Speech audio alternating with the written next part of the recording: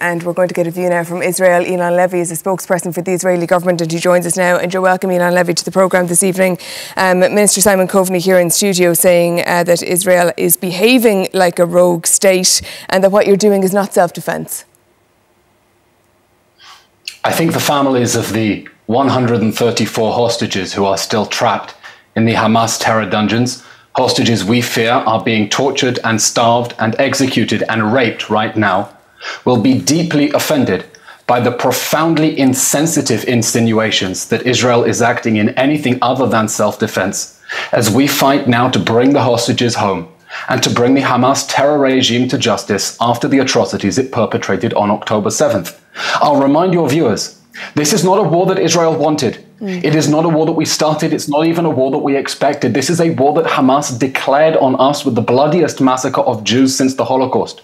It took 253 hostages and has spent every day since then threatening to do it again and again. And if we had taken the advice of the Irish government 2 months ago, little Emily Hand would still be a hostage trapped somewhere in a tunnel underneath Gaza. And so we continue to fight. We fight to destroy the last remaining 4 Hamas battalions. We fight to bring back the hostages. And we do. Can I ask you about the International Court of Justice? Can I ask you, Eylon Levy, about the International Court of Justice ruling? Because under that ruling issued 2 weeks ago, you were meant to stop killing innocent Palestinians. Now, the latest reports today say that up to 100 people were killed in the bombing in Rafah, mostly in refugee tents, people asleep in tents on Monday night. That's not what the ruling said. South Africa tried to get the International Court of Justice to issue an injunction that would force Israel to abandon the hostages in Gaza and cease its military campaign against Hamas.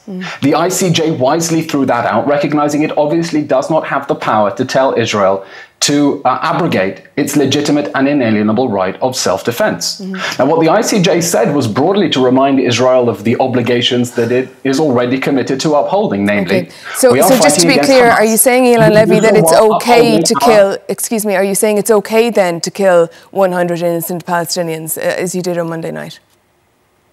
Excuse me, that really is outrageous. We are saying it is okay to go after Hamas. And it is tragic that everyone who has been killed since this war began would still be alive if Hamas had not launched this war, and if Hamas were not deliberately trying to hide behind women and children in order to try to maximize suffering and gain international pressure to force Israel to stop. But the alternative to a military campaign now is to tell Israel that in the wake of the October 7th massacre, we need to leave Hamas free to reoffend, and to do so holding 134 hostages. Israel is now fighting a war the sort Ireland has never had to fight, in uniquely challenging environment that I want to ask you about the ICJ ruling, because it also said that you need to put in place immediate steps to improve the supply of humanitarian aid. That hasn't happened either, has it? Do you know how much humanitarian aid entered Gaza yesterday? It depends on who you talk to, but what we're being told by all the international aid agencies is that... It doesn't depend on who you talk to, because the numbers... It doesn't depend on who you talk to, because the numbers are dry and they are not disputed. Yesterday, 168 trucks entered the Gaza Strip from Israel, 7 times more than the amount of humanitarian aid that entered via Egypt. We have excess capacity at Israel's crossings for water, food, medical equipment and shelter to enter Gaza. Eylon Levy, if I could just put a question to you, if you don't mind. Before October 7th, 500 trucks a day were getting into Gaza, and that was what was needed. Now, with the devastation, it's estimated about 1,000 are needed. The UN has said that since the beginning of this year, half of the aid missions to the north of Gaza have been refused by Israel. Before October 7th, we still had the Erez crossing, which Hamas destroyed in that barbaric attack, when they entered the crossing that facilitated workers coming in and out of Gaza every day and slaughtered everyone they could and took hostages into the Gaza Strip.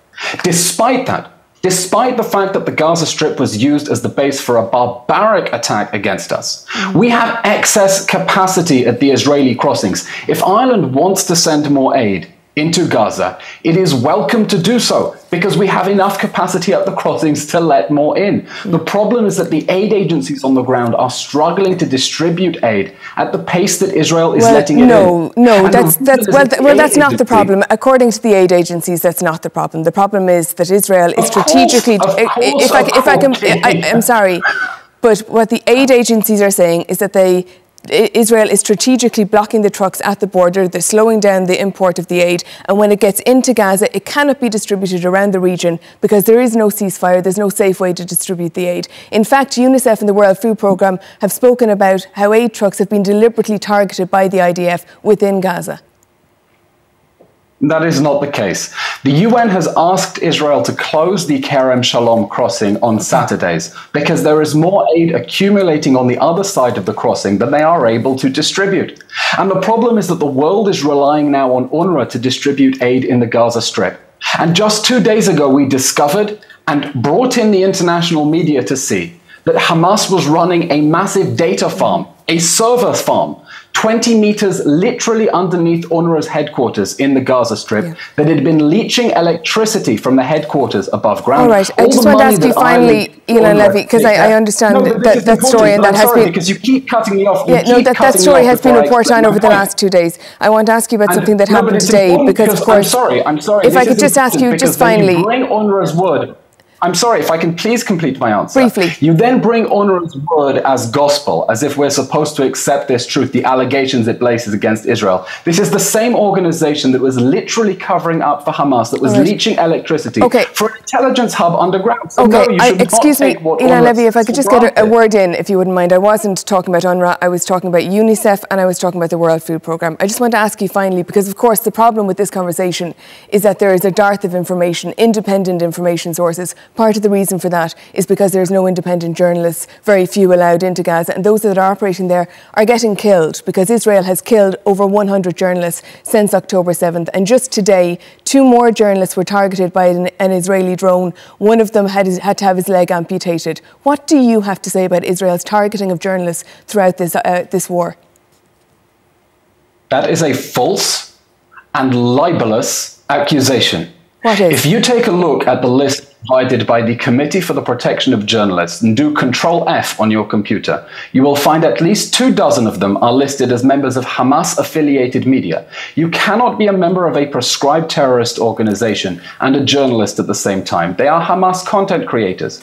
But worse than that, we've already declassified evidence of so-called Al Jazeera journalists who are in fact military operatives in the military wing of Hamas.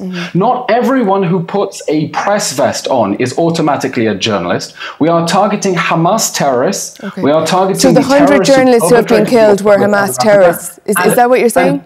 And we do not target journalists.